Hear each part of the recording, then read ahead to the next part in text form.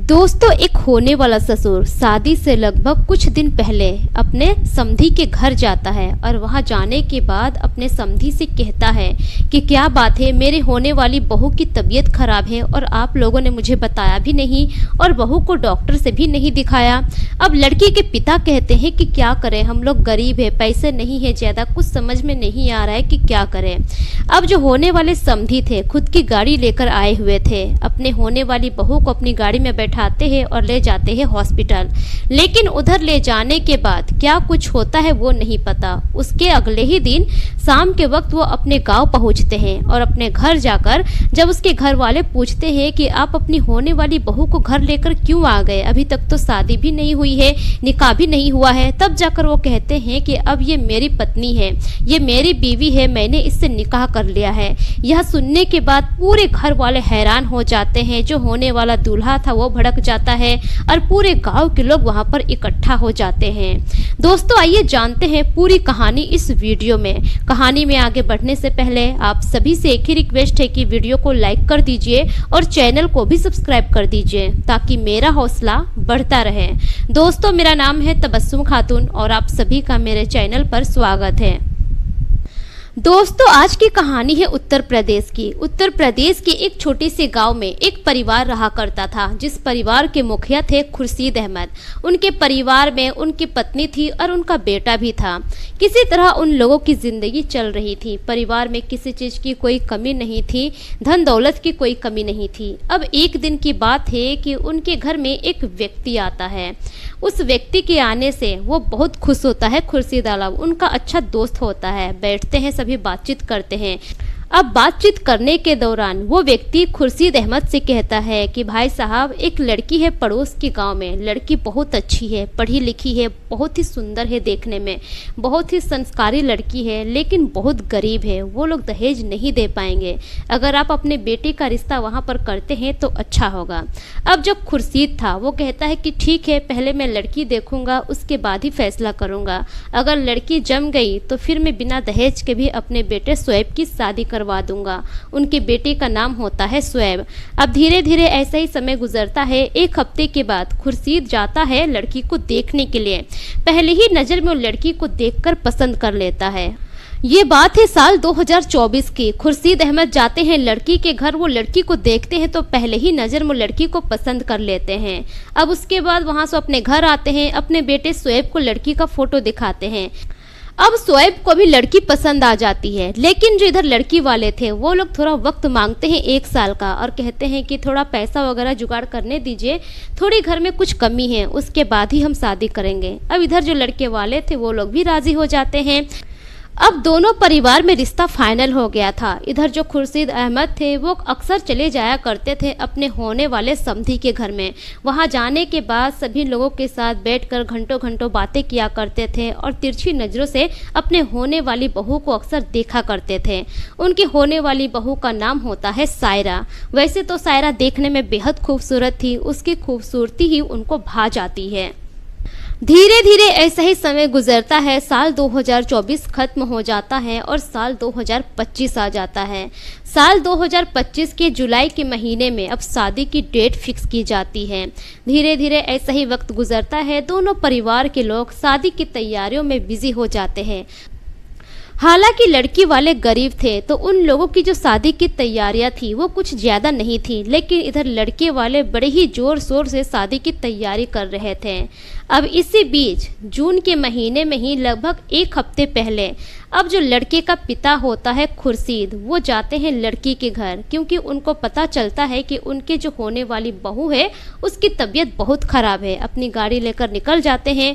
वहाँ पहुँचते ही वो अपने होने वाले समधी से पूछते हैं कि क्या बात है समधी जी, आपने मुझे बताया नहीं, मुझे किसी और से पता चला कि मेरी होने वाली बहू की तबीयत खराब है, आप लोग डॉक्टर से दिखाए कि नहीं। अब जो सायरा के पिता होते हैं वो कहते हैं कि नहीं, कहाँ से दिखाए, घर में पैसा नहीं है, शादी की तैयारियां करनी है, कुछ समझ में नहीं आ रहा है कि क्या करें। तभी खुर्शीद कहते हैं कि मैं अपनी बहू को लेकर जा रहा हूँ हॉस्पिटल, उसे बुलाइए। अब उसी वक्त सायरा निकल कर आती है। उसके होने वाले ससुर उसको अपनी गाड़ी में बैठाते हैं और लेकर चले जाते हैं। धीरे धीरे इधर वक्त गुजर रहा था। सायरा के घर वाले सोचते हैं कि होने वाले ससुर के साथ ही गई है तो डरने की कोई बात ही नहीं है। अब धीरे धीरे शाम का वक्त हो जाता है लेकिन सायरा घर नहीं पहुंचती है। अब जो उसके पिता थे उसी वक्त अपने होने वाले समधी को फ़ोन लगाते हैं और पूछते हैं कि क्या बात है, इतनी लेट हो गई, आप लोग अभी तक आए नहीं, कुछ ज़्यादा प्रॉब्लम है क्या। अब खुर्शीद कहते हैं कि ज़्यादा प्रॉब्लम तो नहीं है, लेकिन हॉस्पिटल में इसको एडमिट किया गया है, लगभग लगेगा 1 दिन इसको यहीं पर रहना पड़ेगा क्योंकि सैलाइन पानी वगैरह चढ़ रहा है, और दोबारा आप मुझे फ़ोन मत कीजिएगा क्योंकि मैं भी यहाँ पर बिज़ी हूँ। इतना कहकर खुर्शीद फ़ोन कट कर देते हैं। इधर जो लड़की के घर वाले थे अब वो परेशान हो जाते हैं, लेकिन उन लोगों को इस बात की इत्मीनान थी कि वो अपने होने वाले ससुर के साथ हैं। धीरे धीरे अगला दिन निकलता है लेकिन शाम होने तक भी उधर जो सायरा थी वो अपने घर नहीं आती है। शाम के वक्त खुर्शीद अपनी बहू को लेकर सीधे अपने गांव चले जाते हैं। गांव जाने के बाद अपने घर में जाते हैं। जैसे वो अपनी बहू को घर में लेकर जाते हैं, जो वहां पर शोएब की माँ थी, खुर्शीद की पत्नी, वो देखकर हैरान रह जाती है और अपने पति से ऊंची आवाज में कहती है कि ये आपने क्या कर दिया, अगले महीने शादी होने वाली है जुलाई में, और शादी से पहले ही आप बहू को घर ले आए, आखिर आप इसे घर क्यों लेकर आए। तब खुर्शीद अहमद कहते हैं कि ये हमारी बहू नहीं है बल्कि ये मेरी बीवी है, मैंने इससे निकाह कर लिया है और आज से ये मेरी बीवी है, इसी घर में रहेगी। जब उनकी पत्नी इतना सुनती है तो वो तो हैरान हो जाती है, आग बबूला हो जाती है। शोएब भी घर में ही था। जब उसे ये पता चलता है कि उसकी होने वाली बीवी से उसके पिता ने शादी कर ली है, अब वो बहुत गुस्सा हो जाता है। उसी वक्त भड़क कर वो घर से बाहर निकलता है, अपने पिता से बहस करने लगता है। खुर्शीद अहमद भी कम नहीं थे, वो भी अपने बेटे से झगड़ा करने लगते हैं। दोनों में हाथापाई हो जाता है और फिर मारपीट शुरू हो जाती है। अब यह सब देखते हुए गांव के जितने भी लोग थे सभी वहां पर इकट्ठा हो जाते हैं और सभी मामला को समझने की कोशिश करते हैं। जब धीरे धीरे करके गांव के लोगों को पता चलता है कि माजरा ये है, गांव के लोग सभी हैरत में पड़ जाते हैं, सभी थू थू करने लगते हैं और सभी कहते हैं कि कैसा आदमी है, बेटे की बहू को ही अपनी दुल्हन बना लाया है। उसी दौरान शोएब की माँ और शोएब की होने वाली बीवी यानी कि सायरा में तू मैं हो जाती है। अब किसी तरह गांव के लोग वहां पर मामला शांत करते हैं। अब अगले दिन पंचायती बैठाई जाती है। पंचायत वाले मिलकर सभी फैसला करते हैं। पंचायत वाले फैसला ये करते हैं कि जो खुर्शीद अहमद ने शादी की है दूसरी, वो उसी की बीवी रहेगी, लेकिन उन दोनों को इस गाँव में रहने नहीं दिया जाएगा। अगर दोनों को एक साथ रहना है तो इस गाँव, इस शहर से दूर जाकर रहे, क्योंकि इस गाँव में दिख गया तो फिर बहुत बुरा हो जाएगा। अब जो खुर्शीद अहमद थे पंचायत के फैसले को मान लेते हैं और फिर वो अपनी बीवी सायरा को लेकर वहां से चले जाते हैं और उत्तर प्रदेश के दूसरे शहर में जाकर दोनों रह रहे हैं। लेकिन अब आगे क्या होता है ये तो वक्त बताएगा। दोस्तों, ये रही पूरी कहानी। इस कहानी में आपकी क्या राय है, अपनी राय कमेंट सेक्शन में जरूर दीजिए। यह एक सच्ची घटना से प्रेरित काल्पनिक कहानी है। इस कहानी में सभी पात्र के नाम बदल दिए गए हैं। मेरा मकसद किसी के भी भावनाओं को ठेस पहुंचाना नहीं है, बल्कि मेरा मकसद आप सभी को सतर्क करना है, जागरूक करना है, ताकि आप अपना और अपने फैमिली का ख्याल रख सकें।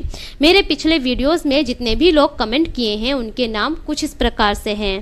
असलम साद गोपालगंज बिहार से, मुकेश कुमार रजक कोटला नई दिल्ली से, संजय बहादुरगढ़ हरियाणा से, अबू सैफ अंसारी कुवैत से, अयूब अंसारी यूपी से, शिवनंदन सिंह, जय सिंह सोनीपत हरियाणा से, सुरजीत सिंह यूएसए से, मोहम्मद अमजद अहमद कुशीनगर उत्तर प्रदेश से, मोंटी चंडीगढ़ से।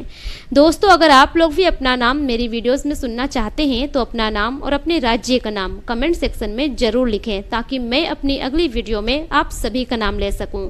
मिलेंगे फिर एक नई कहानी के साथ, तब तक के लिए शुक्रिया। जय हिंद।